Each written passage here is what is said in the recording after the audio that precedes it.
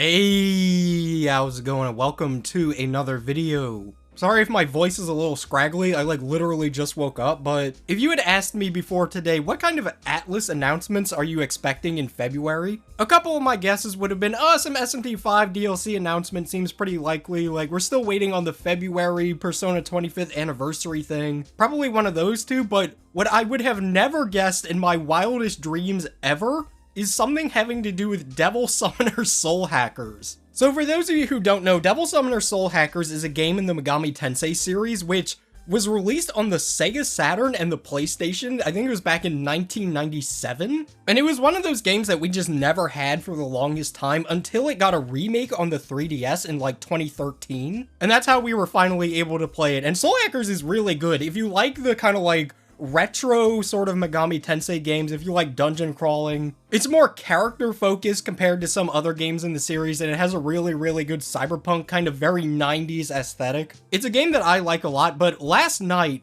a mysterious website popped up, soul-hackers.jp, which is just counting down to Monday the 21st. And then earlier today, the official Atlas YouTube channel, they did a stream called, Information Gathering Sequence Video 1. And throughout this stream and on the new Soul Hackers Twitter account they made, they would ask questions like, what's your favorite food? Or what is your favorite demon? And every now and again, they would show these seemingly random pictures. And that's basically all we know. So yeah, this one was a big surprise because Soul Hackers I've always kind of thought of as just being one of those games in the series that they would probably never ever do anything with ever again. So to see Soul Hackers of all things getting stuff, I think that's really cool, but that of course gets into speculation about what this could be. And I think there's two kind of possibilities here, and I feel like one is a lot more likely at this point. The first one is this is just an updated port or re-release of the original Soul Hackers, or I guess at this point it would be a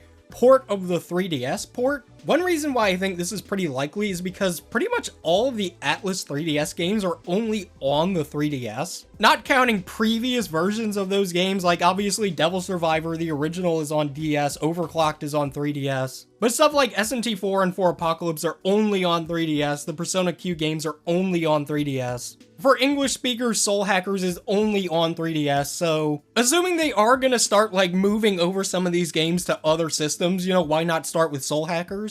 And this is sort of a tangent, but I think at this point, it's especially a very good idea for Atlas to at least start thinking about doing this. Because as I'm sure you all heard, the 3DS and Wii U eShops are going to be closing down next year. And a lot of the 3DS Atlas titles are pretty damn pricey at this point, so in a year's time, it's going to start to become pretty difficult to have legal copies of these games. So I think that's definitely something they should think about before the big 3DS digital apocalypse happens. So that's theory number one. This is just a port onto PC or whatever it happens to be, the Switch. But here's my second theory, and I'm honestly feeling like this one is more likely. I think this is new shit. So one reason why I think this is new is because of the sort of roundabout nature of how they're promoting this. I feel like if this was just a port, they would be a little bit more cut and dry about it. In the direct we just saw, maybe we would have seen yeah, Soul Hackers coming to Switch or whatever. There wouldn't have been quite as much of a to-do about it, but... And the other reason why I'm leaning towards this being a new thing is because of these teaser images that they showed in the live stream. Since this is all brand new shit,